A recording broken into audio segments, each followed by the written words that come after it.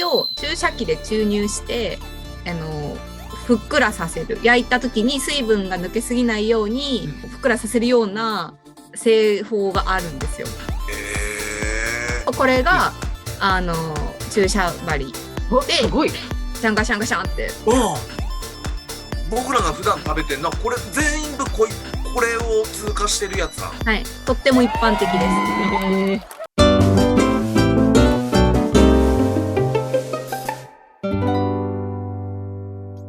MC の豆助です。よろしくお願いします。今回はですね、こちらのメンバーに来てもらっております。よろしくお願いします。お願いします。はい、よろしくお願いします。今回のテーマはこちらです。私の気になる食感。これはですね、皆さんがまだ食べてないけど気になるとかね、普段、ちょっと目にするものでどうしても、一言言いたい、そんな食感をですね教えていただきたいと思います。まずはしょうこちゃん、あなたの気になる食感教えてください。私の好みの話ではないんですけど、その業界としてその魚とかが美味しいって思ってもらえるような努力がいろいろあるので、そのお話をしてみたいなと思うんですけど、例えばお肉とかもそうなんですけど、塩鮭とかのお魚もそうなんですけど、塩水を注射器で注入してふっくらさせる、焼いた時に水分が抜けすぎないようにふっくらさせるような製法があるんですよ。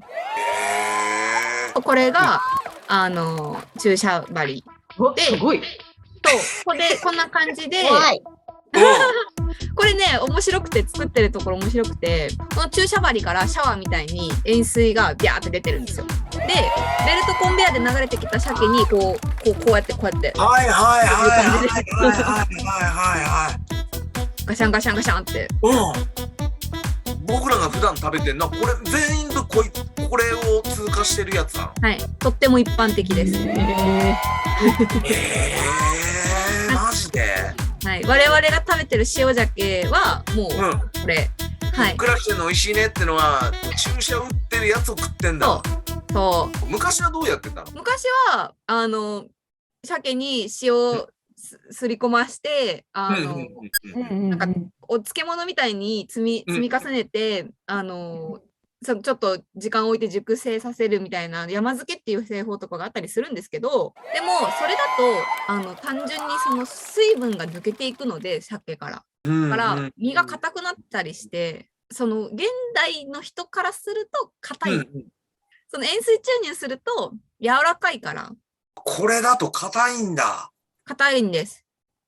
こういう作り方してるところってもう今はほとんどないってことですね。ほとんどないかな。わざと山漬けっていう作り方してるんだよって書いてたりします。吉池っていうスーパー、また吉池だけど、吉池には山漬けの秋鮭の山漬けっていう商品名があって、ちゃんとシールで山漬けって書いてます。なんかでも最近のね、鮭が美味しくないっていう話をよく家族としてたんですけど、これが原因かもと思った今。好みの話でね。私らの好みじゃないのかなと。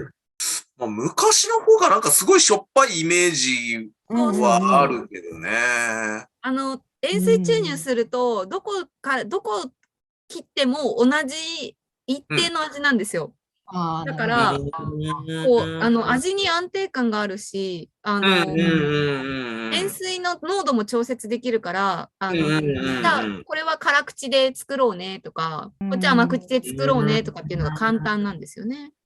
柔らかい方が好きな人多いんで。ニーズに応えた結果、より簡単にってことだもんね。そうなんです、そうなんです。知らない世界すぎてびっくりしたんだけど。面白い。面白い。それはなんかね、私の過去を知って嫌いにならないでね。もう十分付き合ってたじゃないかよっていう話で。そういうことです。かのこさんいかがでした？今の見て。いや、なんか素人的な感想だけど、あんな注射針をね、表面からボンボン刺したら逆に穴が増えるじゃない？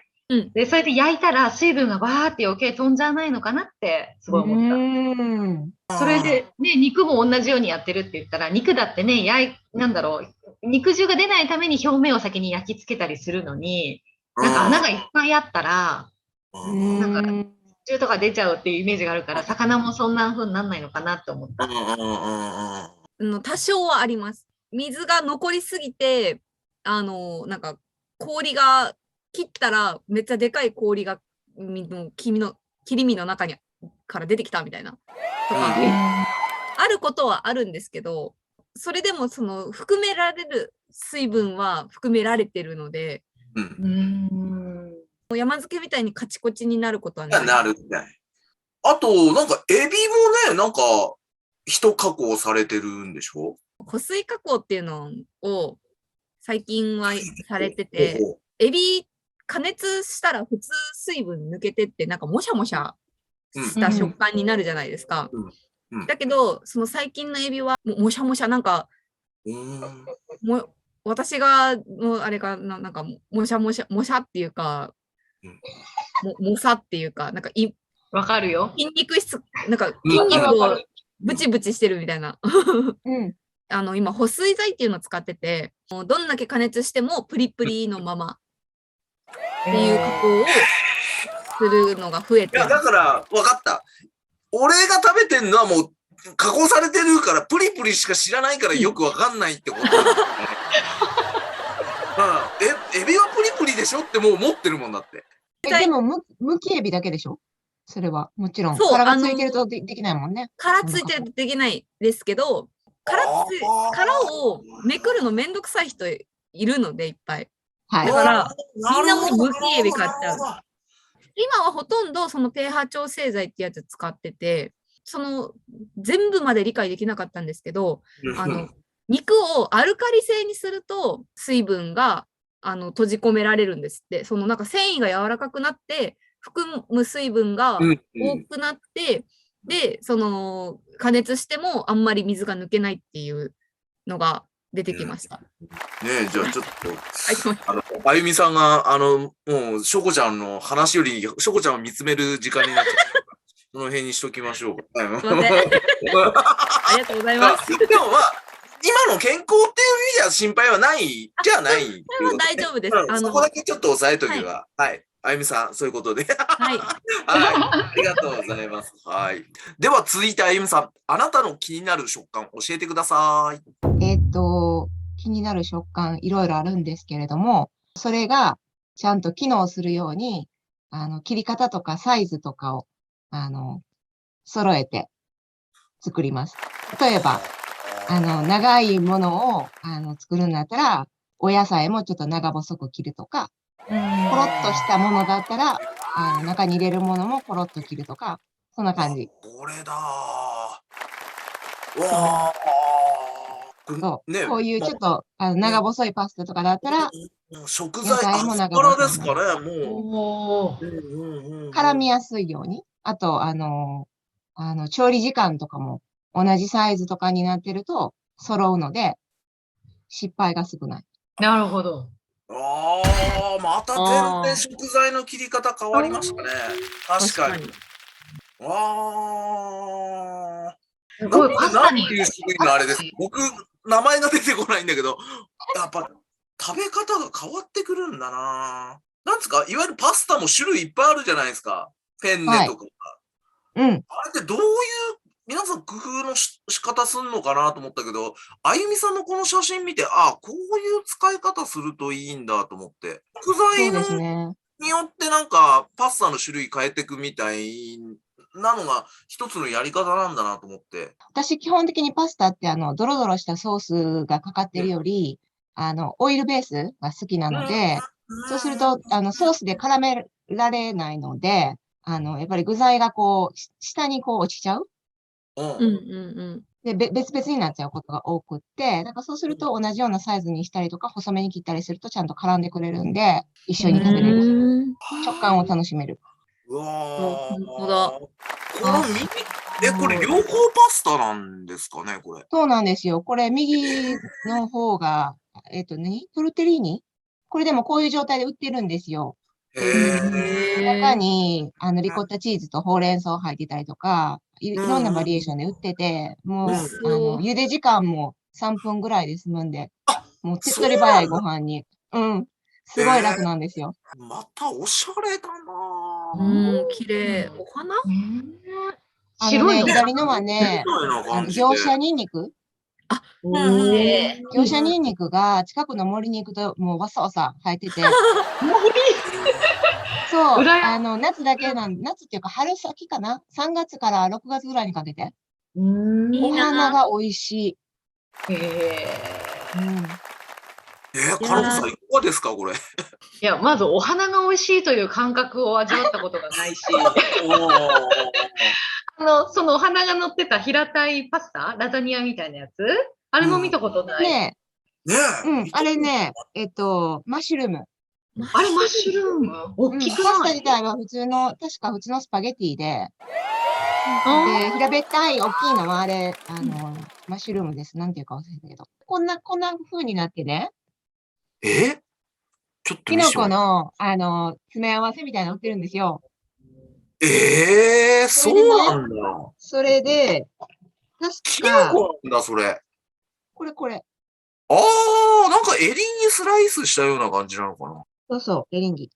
あとなんかこんなオイスターマッシュルームやったかな、こんなんとかいろいろ入ったのが売ってる。美味しそう。